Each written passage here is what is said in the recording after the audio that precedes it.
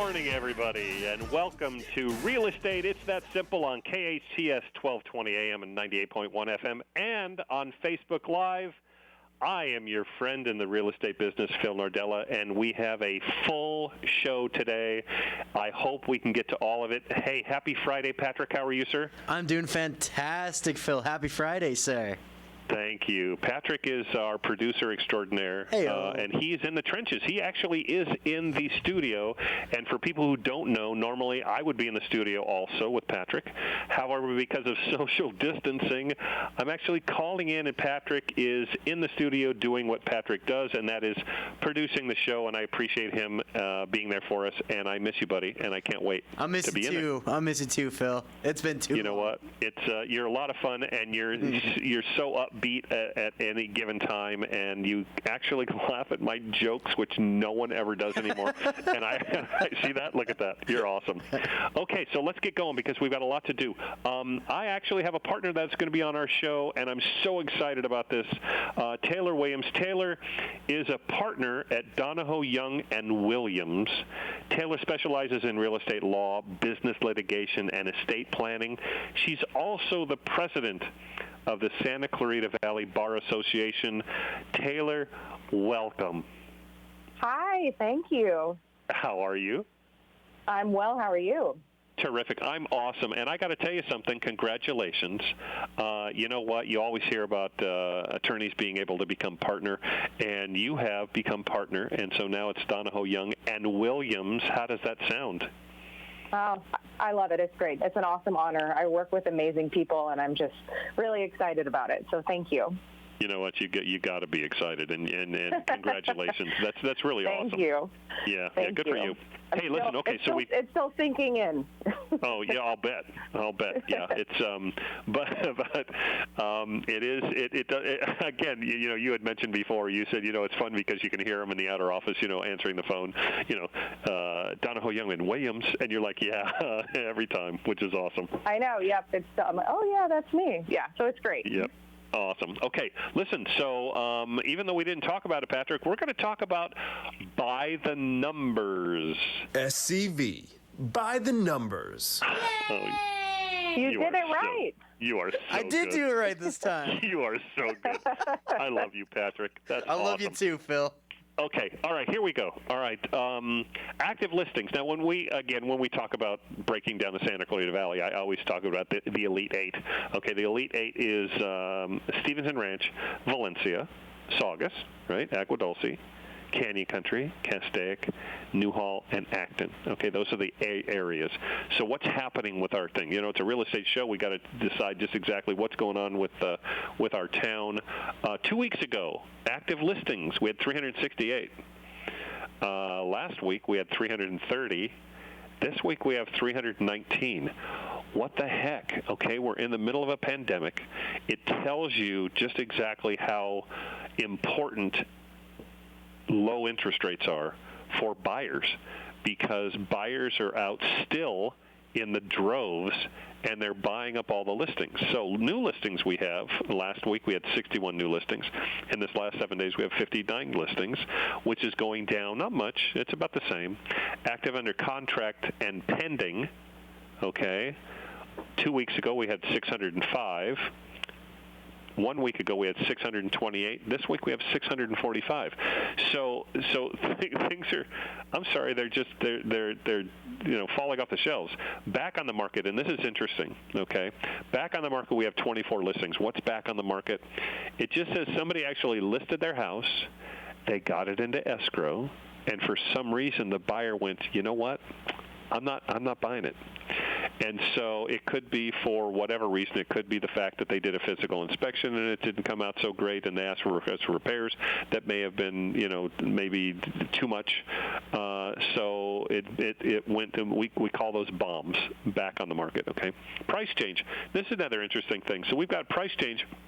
of 10%, 38 people actually changed their price, which is weird because you've got so many buyers out there buying all of these things, and you've got 38 listings saying we've got to lower the price to get one of these buyers.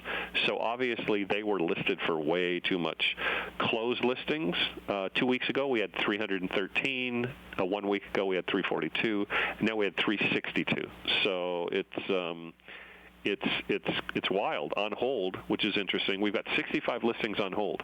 Now, why would that be? Well, I'll give you an idea. Some people realize, you know what, we've had some people come through the house and we're not comfortable. You know what I mean? So we want to make sure that we don't actually give ourselves to the fact that we might actually get the virus, and so that's not a good thing. So as far as Marla Ferris from Augusta Financial, when it comes to interest rates, okay, she wrote me an email, and I love her. She says, as COVID concerns spike, the mortgage rate interests drop, okay? This week was epic with ultra-low rates. Number one, conventional top-tier 30-year rates are 2.75, and many borrowers are also getting closing cost credits up to $2,500 plus. That's ridiculous. Number two, conventional top-tier 15-year rates are as low as 2.25 with the same credits.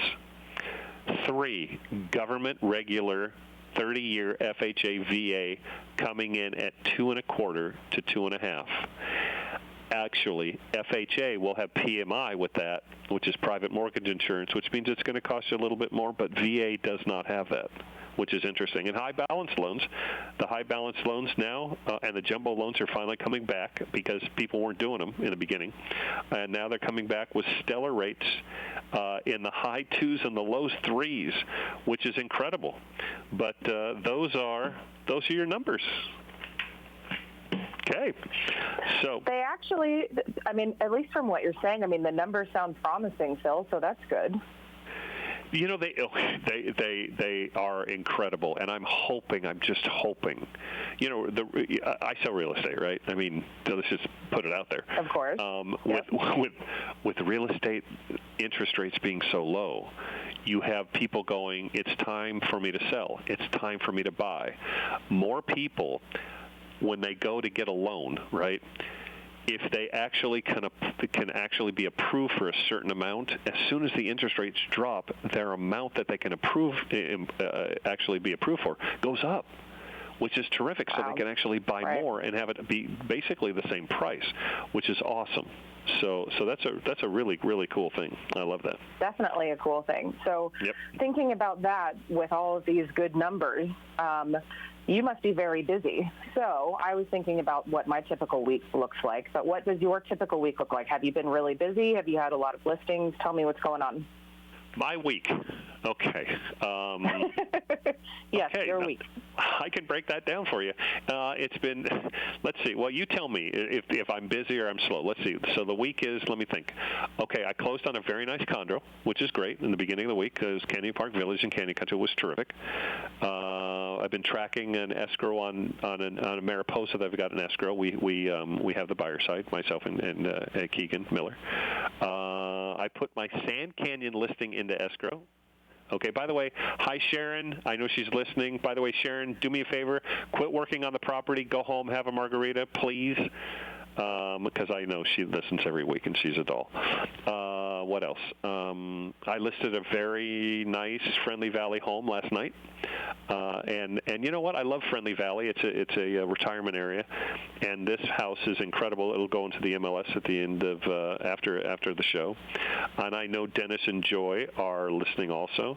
By the way, I just want to let you know the pictures that we took yesterday, Dennis, Joy, they turned out terrific. What else? Had to put one of my listings on hold. A terrific 6-bedroom house in Saugus, incredible. My poor client called me up and said we had a water leak, and I went, oh boy, okay, so you got to take care of that. We got to make sure that we have all of the paperwork done on that to make sure that everything gets taken care of. And in doing that, we had to put it on hold. Next, I ran 2 appointments with 2 very nice families, and we started working on decluttering for both of them. Okay, should be in the MLS with a couple. Yeah, you have to. You get out there and you have people that have been in their house for so long, and they accumulate all these things, and you start realizing, you know what? If we declutter, this 2,500 square foot house is no longer going to look like it's an 1,100 square foot house. We're going to get back to 2,500 square feet. Yeah, exactly. So once in Valencia, once in Castaic. What else did I do this week? A client I went to see 3 months ago called me and said that they're ready to go, so I'll go out there within the next week or so. Let's see, I had to write my article for the Stevenson Ranch magazine that's due. I do that every month. And I turned down a listing. And I produced the show. So, yeah. So that's about it. Typical week, not busy at all. No, good grief. No. But so you turn down? Do you turn down the listing? So especially now with COVID and everything just being so uncertain, tell me. I mean, why did you turn it down? So what are the criteria in terms of if you are going to turn down a listing? Because you don't hear that very often. I know, crazy, right? Right. Realtors don't turn down listings. Okay, well, without going into any names or any the people that were made nameless. Don't do that legally. Don't say anybody's name. No. Okay, good, thanks. So basically, it was pretty simple. I got a call a few months ago from them saying, "Guess what? We were thinking of doing something," and I said, "Terrific." And he was nice enough to say, "I'm pretty sure it's worth between 1.7 and 1.8 million." And I went, "I'm excited. That's awesome." And so definitely. Finally, they said, "We'll call you back when we're ready." And I said, "Yeah, okay." And so they called me a couple weeks ago and said, "We're ready." And I said, "Okay." And I pulled the comps in the area, and there were none. And obviously, it's a specialty area. It's not in Santa Clarita. It's in the San Fernando Valley. And there were no comps. But from the comps that I had, it was comping out at about 1.2. So we're talking about he wants $500,000, oh, wow. $600,000 more. So What do you do when there's not a lot of comps and it's a specialty area? You call your friends in the appraisal business and you let your client know, look, this is what we need to do. We need to actually have an actual appraisal on it. And so they said, that's fine. That's great. Not a problem. So I found a few. A couple wouldn't do it. They said there's just nothing there for me to do, when it comes to pulling comps. And I said, okay, this doesn't have to be for a loan. You just have to give me an idea of what it's worth. I'm thinking 1.2. They think 1.8. So I got them to get somebody, and they said, you know what, we're not comfortable with having somebody come out right now, and so we'll have he's in the music business. He said, I'll have my music manager sell it. And I said, that's fine, because I couldn't have taken it anyway, because if he wants it, written at listed at 1.8, and literally it's worth 1.2, I didn't want to be the bearer of bad news. So that's how you turn out a listing. It was just, sorry. The comps don't support it. Understand it. Well, I think you did the right thing, so that's good. Yeah, because you know what? I don't think people understand. It takes time and it takes a lot of money to actually list something, right? It doesn't. It's not just absolutely. Okay, we'll just list it. It's not a big deal if it doesn't go through. Yeah. So. Right. Anyway, we've got a lot to talk about in the news, huh? We do, absolutely. So one thing that I wanted to actually bring up that I'm concerned about looking forward is problem on the horizon with the eviction bans that are about to expire. So I know Santa Clarita has continued theirs until the end of August, but still it's going to expire. And I know that we have all heard about the Emergency Rental Assistance Subsidy Program that gives renters $1,000 a month up to $2,000 per household. That goes directly toward the landlord. But still, I don't know if that's going to help sort of the eviction crisis that we're having. What do you think? Well, my question to you would be, so is the actual eviction, will that actually expire? Are they going to extend that? I know they're actually doing some kind of subsidy. Will they extend it, or are we going to see a lot of these landlords just kicking all these people out, evicting all these people? It's scary. Yeah, I mean, great question. I mean, at least what I know with my clients who are landlords, they've filed eviction actions, but nothing can go forward. So it's sort of in a holding pattern, if you will. And at least what we've been hearing from, the state and the county, I think it's going to be extended. I don't know for sure. I think that's part of the reason that the subsidy program was provided as well. But I think it's going to be extended. So we've just been telling our clients, hold tight, and our clients as well who are tenants, hey, pay what you can, pay what you can, pay what you can. But there's going to be a lot of confusion and craziness when we finally figure out exactly what's going on and when this ban is lifted. Yes, absolutely. And for those of you who just joined us, we're talking with Taylor Williams, who's a partner at Donahoe, Young & Williams. And we love her being here. This is awesome. Yeah. So it's a concern, obviously, when it comes to the evictions. And I got to tell you something. You know, the scary thing is we're so deep in uncharted waters when it comes to everything. It's like it's scary. You know, I mean, I look at Facebook and I see people are just so divided on everything, and it's like, wow, it's getting ugly. And especially us in the legal world, especially with real estate, it's sort of, you know, we're advising people obviously the best that we can, but things change daily. So it's, you know, we really have to keep up to date with it. Yeah, absolutely. Yep. Okay, so we've got to take a break. So one of the most important parts of a real estate transaction, obviously, is title insurance, okay? And when we come back, we have an expert to explain it all to us, and I'm happy that he's here. So we'll be right back.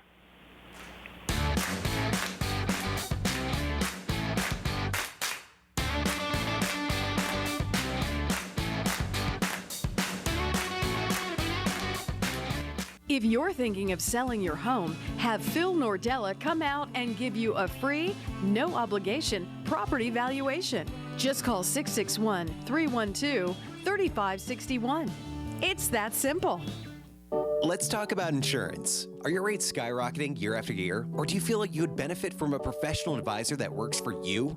Give the great team at Voy Insurance Solutions a call. Voy works with dozens of the best insurance companies to help you obtain competitive rates and comprehensive coverage. Homeowners, auto, business, and life insurance. Voy Insurance. Right price, right coverage, right now. Mention the Phil Nordella Show and get a free $10 Starbucks card. Visit voyinsurance.com. That's voyinsurance.com.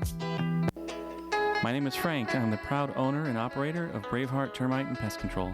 I've been doing this for over 25 years. Call me for your termite needs and concerns. If you're in real estate and need a quality home inspection, call me today. You'll have those reports same day or within 24 hours. I will help you solve your issue with what needs to be done and nothing extra. Call me so you can have freedom from termites. 661-373-2617. That's 373-2617.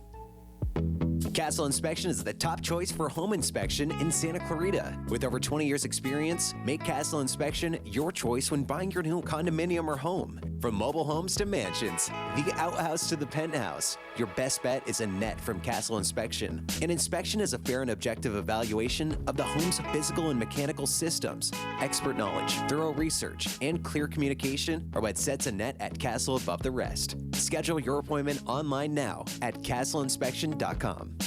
Marla Ferris at Augusta Financial is the consummate mortgage professional, committed to helping you turn your dream of homeownership into reality. With more than 22 years in the finance mortgage industry, Marla brings extensive experience and top knowledge to help make your loan experience hassle-free. Given her honesty, integrity, and attention to detail, she is the loan officer you can trust. Marla knows what it takes to get you the best loan, the best rate, and the best service in the industry. You'll find Marla Ferris at Marla, FERRIS.com.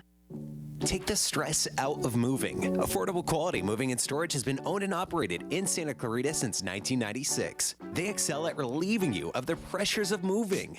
You can be assured your belongings are safe and will arrive at your new location, whether it's down the street or across the country. Discover the difference. AQMS, Affordable Quality Moving and Storage. Read the reviews online at aqmsnationalmoving.com. AQMS, Santa Clarita's favorite moving company. If you're looking for an SCV-based home design firm you can trust, look no further. Style My Space is a recognized leader in luxury vacant home staging and interior design projects for all of northern Los Angeles County since 2006. Their 5-star reputation for beautiful staging installations helps sellers realize up to 10% higher offers in as little as 1/3 the time as non-staged homes. Get an instant quote on our website at stylemyspace.com. That's stylemyspace.com. Donahoe & Young is your award-winning go-to law firm for all real estate matters, including the changing legal landscape due to COVID-19. In addition, Donahoe & Young can help you create an estate plan that accomplishes your wishes, protects you and your family, and avoids time-consuming and expensive California probate. If you've been financially devastated by the pandemic, Donahoe & Young can help you with debt negotiation and, whenever needed, bankruptcy under Chapter 7, 11, and 13. Visit Taylor Williams at DonahoeYoung.com. Your hometown station. KHTS is the only station I listen to. 98.1 FM and AM 1220.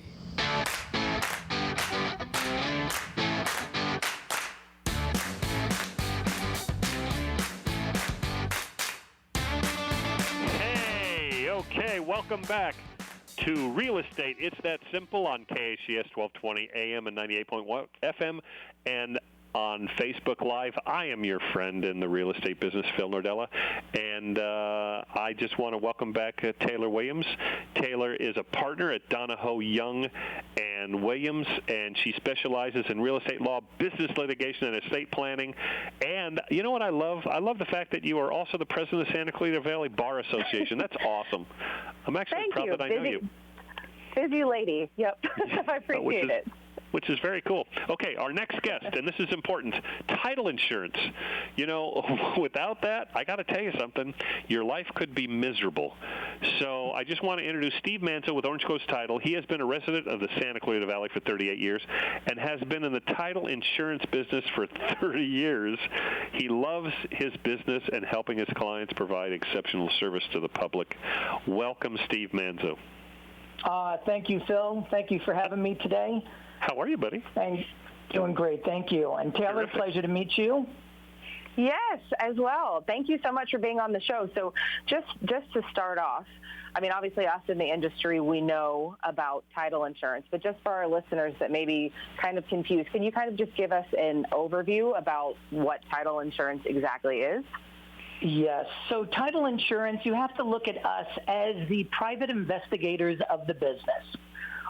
What we do is we protect the buyer who's going to purchase a home from anything that has happened in the past.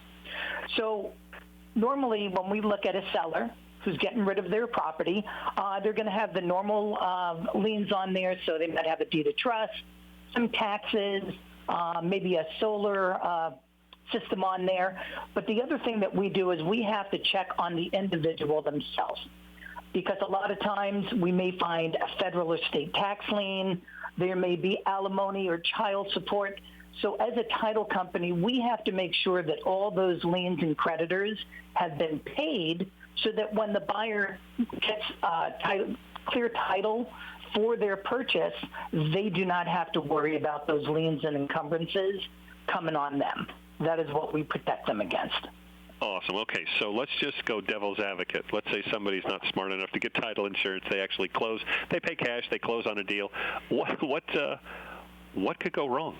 I mean, the problem with that, Phil, is if you don't get the title insurance, now you're exposing yourself to the previous person's liens and encumbrances because that deed was uninsured.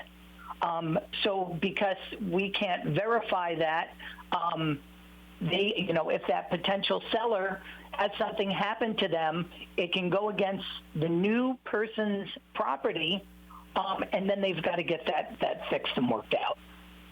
So that's the unfortunate part for people who don't do that. Sometimes you'll have renters that will make a deal with the landlord. Hey, let me buy your property. And they get it quick claimed over. And that's one of the things that they don't realize. That's what we call an uninsured deed. Got it. And I can tell you, Phil, and from a legal standpoint, we deal with this all the time. Crazy deeds, deals with landlords, title issues, absolutely. So one other, it can be a mess, as you well know. So just absolutely. Also so our listeners can understand, can you explain what a quit claim deed is? Right. What it's used for, why it's used? Yeah. Right. A lot of times people use a quit claim deed because they may want to add somebody onto title. So maybe you have a mom and dad. Maybe they want to add on a son or a daughter, maybe a friend that might have interest in the property. So those deeds can be made up very easily and recorded. But once again, it becomes an uninsured document. So even when they go to sell the property down the road, we literally have to go back and have them sign an affidavit which says, do you understand the document that you signed? Unfortunately, you see a lot of that with the elderly people, so we're very, very sensitive to the more mature community out there. Like me? Because no, not you, Phil. We don't want to see anybody taking advantage of. There are some unscrupulous people out there, so we just do everything we can to protect those individuals, and I mean everybody. But sometimes people sign documents that they're not aware of what they're signing. Right. If you've just joined us, we've got Steve Manzo. We're talking to him. He's from Orange Coast Title. He's been a resident of Santa Clarita Valley for 38 years and has been doing this in title insurance business for 38 years. And that's I'm sorry. He's been for 30 years. He's been a resident for 38 years. Okay, so let's just actually go over. In fact, it's funny because I remember over the years, I've had a lot of clients say, "How should I take title?" And I'm like, "Whoa! Call Taylor. Don't ask me." Definitely, So I can help with this. Yes. Yeah, and so there's obviously different ways. What's some of the different ways, and what's the most common way that people take title? Right. I would say two of the most common ways is going to be as joint tenants, or as community property with a right of survivorship. The reason those two vestings are so important is that, for the most part, you have a husband and a wife. God forbid somebody gets in an accident and passes. The right of survivorship then gives it to the other individual. What I always, and if listeners can afford to do it, we really try to recommend people getting their properties into trust. Because if you have both individuals pass away and there's nobody else on that document, now we're going to go into probate, which that's going to take, 6 to 8 months to get that all resolved. If they use somebody like Taylor, who could probably help them with their estate planning and or their trust, that gives the next executor or administrator within the trust to be able to sell the property or do the distribution of funds if they decide to sell it. Right. And that's a great idea.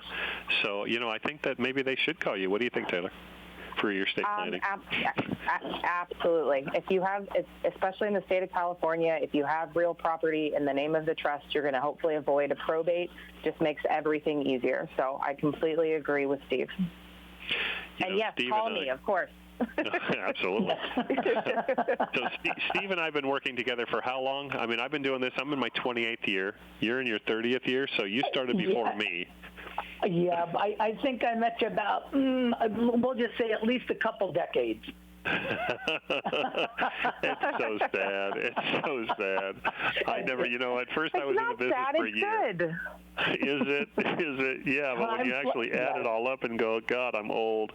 It's just the way it is. But I got to tell you something, Steve. You're in great shape, and all I've ever had is compliments of you when it comes to what you do, and we've been working very, very closely together for a long time, and I appreciate you and your work ethic and how you take care of our clients, because that's really very important. When we recommend a title insurance person, it's really important that they get taken care of. And you know what, Steve is a go-to guy, and I've never had any complaints, which is unbelievably great. So, Steve, how do we get a hold of you for information on title? That's or great. If you need somebody to give you a call, just for if they need a title policy, how do they get a hold of you? Sure. If they want, they could call or text me. My direct number is area code 661-810-3047. And Phil, I got to say, I do want to thank you for our friendship that we've had for such a long time, and it's a pleasure working with individuals like yourself who do understand the real estate business and how important it really is to take care of the client, because that's really our number one job, is to make sure that everybody's taken care of properly and safely and protect them. That's why the real estate industry is such a great field. I love the industry. Thank you for saying that. I've got goosebumps, and I'm getting ready to cry, so we're going to go to a break. That's okay? great. We're going to go to a commercial. Great. Thanks so much for having me. I appreciate it. Thanks, buddy. Thanks, Steve. So when we come back, you know what? We've got to go back to in the news. We've got so much stuff to get to, and we're running out of time already. It's kind of frustrating. So we'll be right back.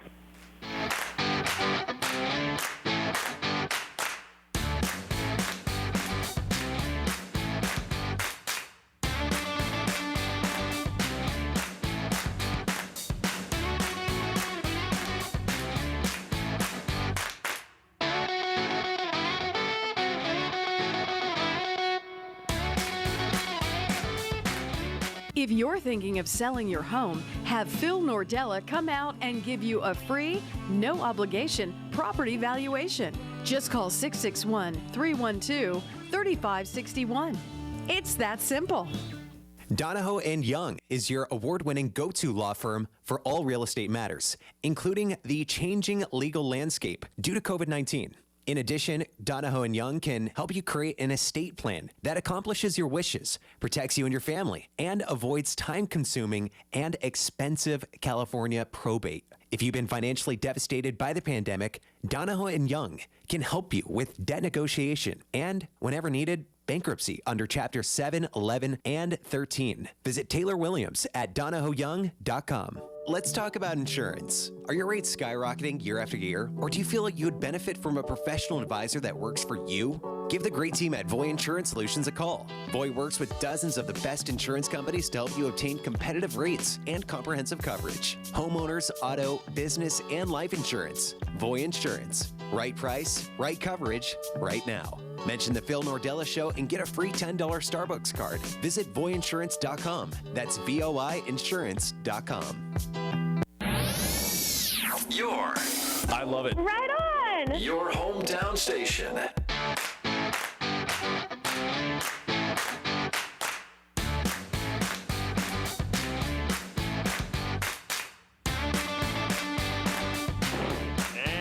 Welcome back, everybody, to Real Estate. It's that simple on KHTS 1220 AM and 98.1 FM, and on Facebook Live.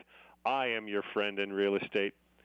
My name is Phil Nordella, and we've got more things to talk about. We've got so many things in the news, and I'm here with Taylor Williams. Taylor is a partner at Donahoe & Young. Hi, Donahoe Young and Williams, the partner, which is awesome. She specializes in real estate law, business litigation, and estate planning.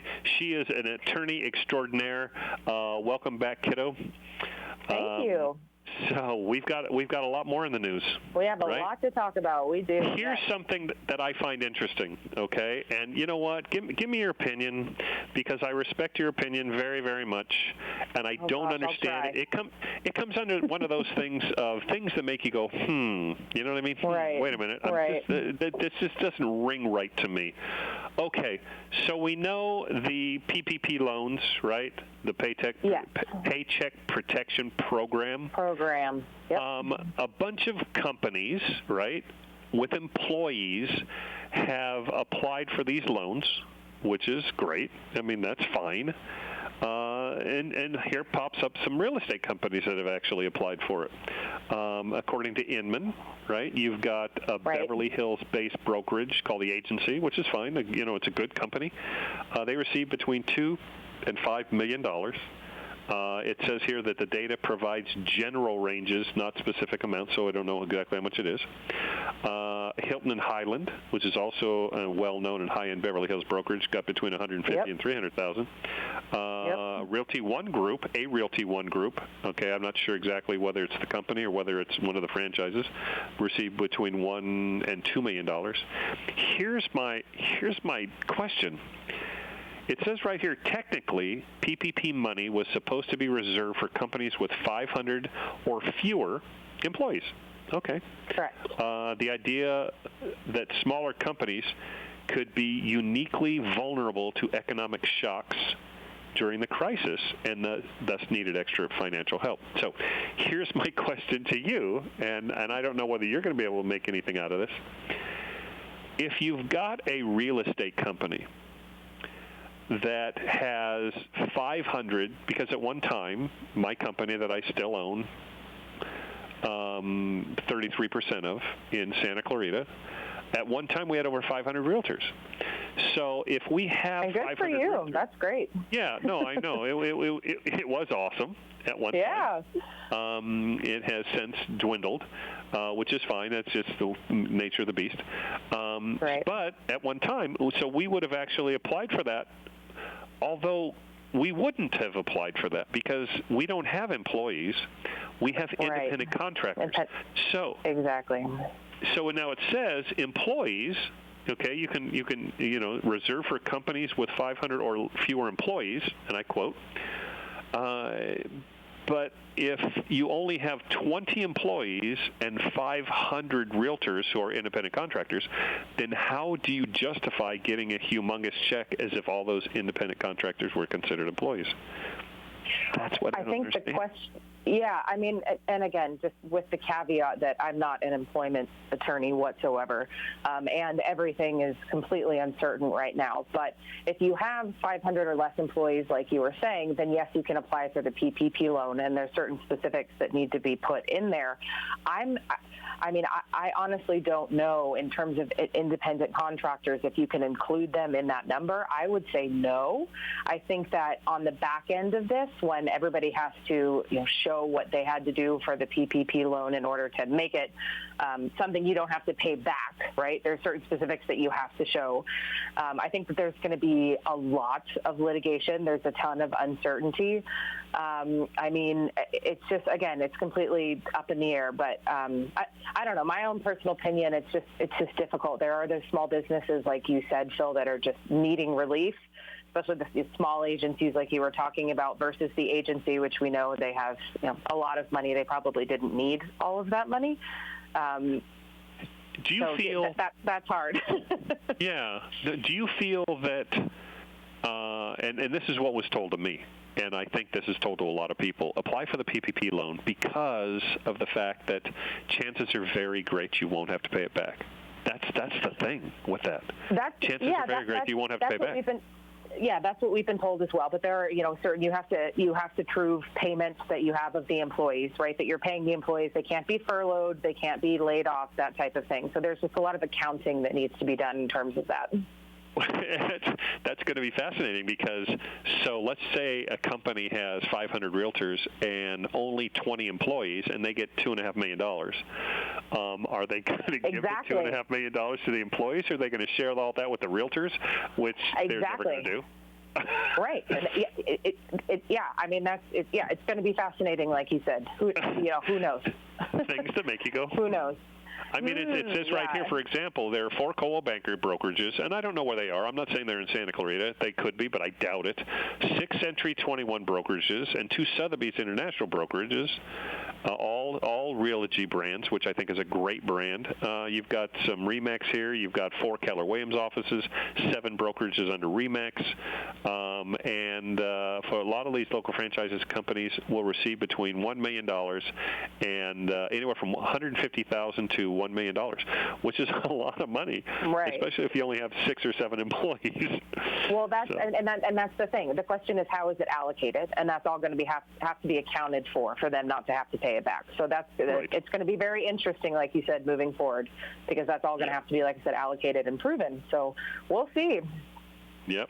We'll see. Yep. It's going to be a lot of litigation. A lot of litigation, I think, moving forward, which makes me happy, but shouldn't, but it does. You're going to be a busy, you know what, I'm going to be calling you up saying, okay, we've got a show Friday. We do the show Friday. You're going to go, are you kidding me? There's no I'm in court. So. What are you talking about? Yeah. Exactly. I can see you in court, right, on the phone going, okay, so I just have to kind of be quiet, but I'm going to talk to you, okay? We'll do the show, but I just have to be real quiet. Your Honor, I'm on the show. Your Honor, can you hold, please? Yeah. I could do it. I could figure it out. I don't know. You know what? I love that. That's awesome. Okay, so what else is in the news? So there's something that you actually emailed me about the Airbnb restrictions. What's all about the age restriction? What's that all about? Well, okay, so let me find that here in my big, huge pile. Well, I think what I have, so your pile, Airbnb puts restrictions on renters under 25 to curb house parties because of COVID. Yeah, so what's happening is Yeah, go ahead. I'm sorry. You've got people, you know, these I don't want to say kids, but they're kids to me now, that are going, you know what, I want to have a rager here, but I don't want to have it in my house. It's stupid to have it here because I don't want to destroy it. So they do an Airbnb thing in their own town, right? And they go have a party, which obviously I'm guessing there's not a lot of social distancing at that party. Probably and they're destroying not. the place. And right. so Airbnb is saying, hey, you know what? We're actually looking at 25 and under and stopping that. Is there going to be a problem? Yeah. I mean, that to me just screams discrimination. I haven't looked at any forms. Maybe they have a form that they're having everybody sign, but just why the age of 25? You know, why? It doesn't make any sense to me. So I think that they're putting themselves in peril by doing that. I mean, I understand absolutely the social distancing and wanting to curb parties. I mean, gosh, I wish I could go to a party. I feel like I haven't seen anybody but my office and my fiance in a year. No, yeah, I know. But I wonder why the age of 25. I mean, I'm sure they have forms to sign, which I would probably look at, but I think they are probably looking at some sort of discrimination issue, which this actually was making me think about also. So when you have someone that calls you that wants to list their house, and if they say, yes, you can come, but then they say that, hey, we know that we've been we have COVID, a family member has COVID, someone's been affected by it. Do you disclose that? Okay, so first, the question. So let me what the question is. So I go out there and I'm on a listing presentation, right? And they say they want me to list their house, they want me to represent them, and Correct. You're saying that then they share with me that they have COVID? Or they have COVID, or someone that they know has been exposed to COVID. Do you disclose that to the person to whom you're showing the property? Absolutely. Well, no, hang on a second. I shouldn't say that. It depends. There's two different ways of going. First thing is, if they say that they know someone that has it, I would then say, okay, obviously you're under quarantine.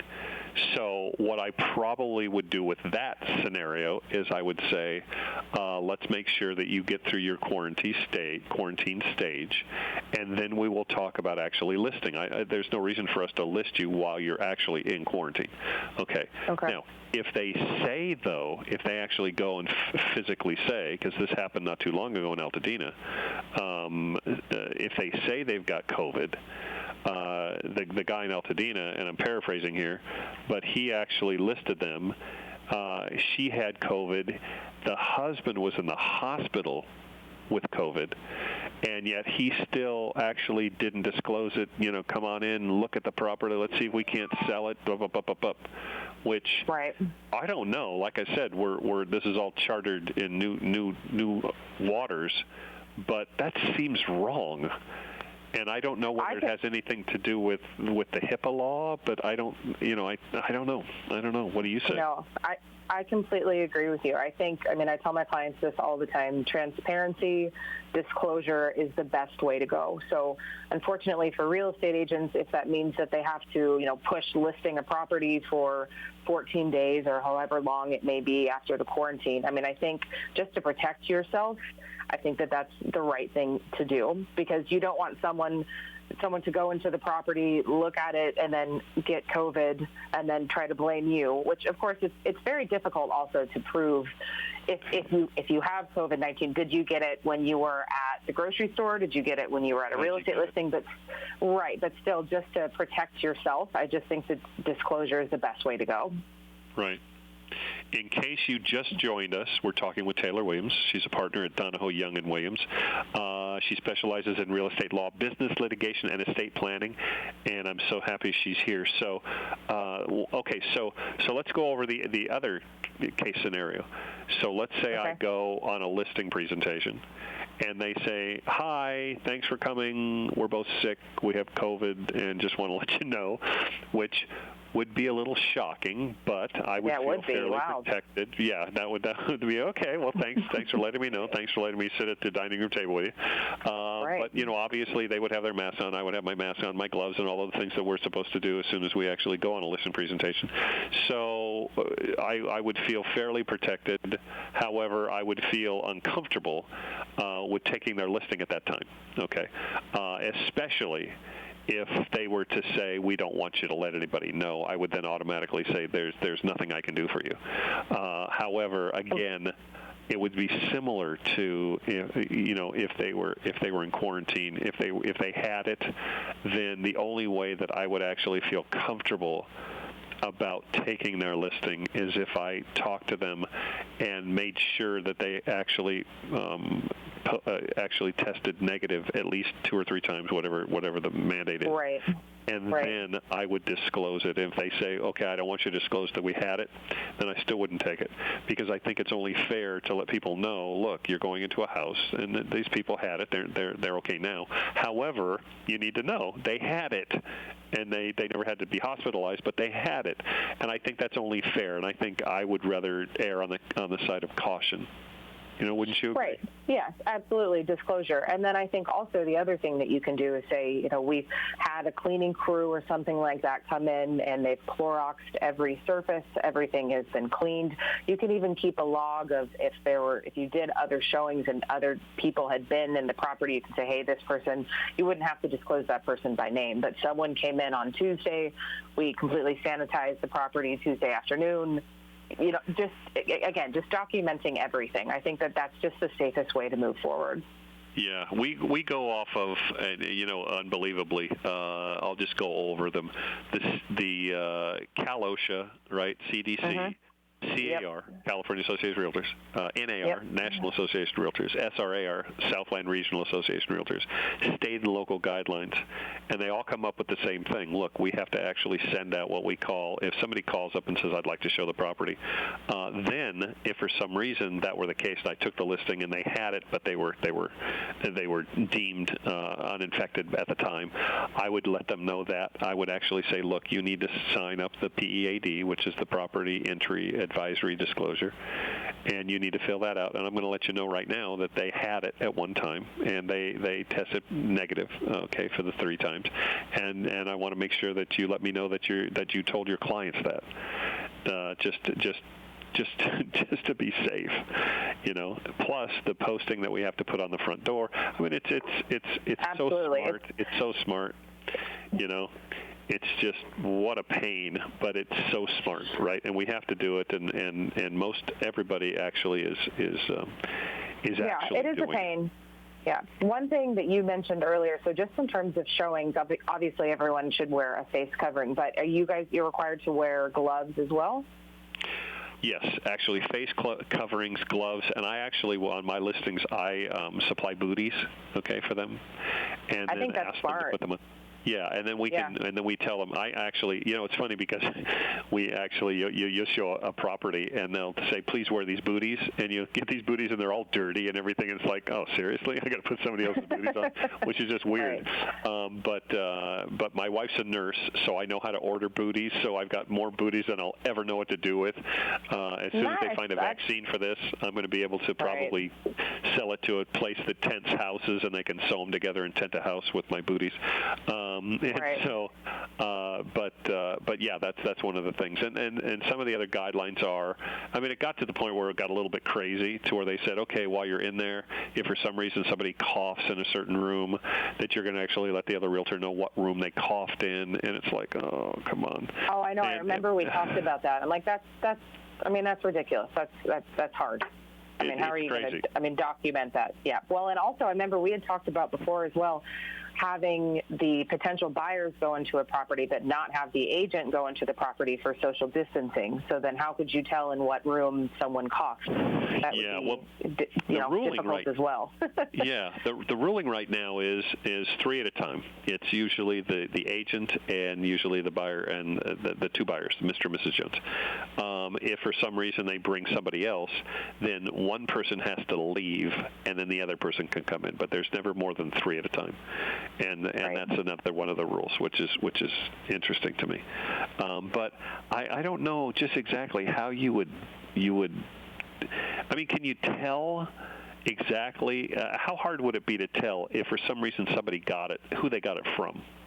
Yeah. I mean, absolutely. My partner and I talk about this all the time because we've had clients that ask the question, but so you'd have to have an entire history. So what did you do the last 6 months, where did you go? Who did you speak to? Were you at the beach? Were you at the grocery store? I mean, that's the hard part, would be improving where you actually got it. So, I mean, of course, it's good to keep, precautions and everything, but it would be difficult to pinpoint exactly where you got it, other than if you think you got it in the workplace, and that's an employment law issue, which is a whole nother thing. Yeah.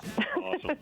Well, okay. Yeah. So, Taylor, you know what? Thank you so much for being here, and I'm hoping that you can be on every show, and I'm going to bug you every single week to make sure that you've got the time for us, and I really appreciate it. So how do people get a hold of you? Yeah, so we actually just, like you were saying, we changed our firm name. So if you want to go to our website, it's Donahoe. I think we changed it now, so now I don't even remember it. But if you want to email me, my email is twilliams@dywlaw.com, and that's actually also our website, dywlaw.com, and our phone number is 661-259-9000. That's awesome. Hey, listen, thank you so much. Have a great weekend, everybody. Yeah, and you thank too. You for tuning in. Guys. All right, Carol. Absolutely. Thanks. Bye.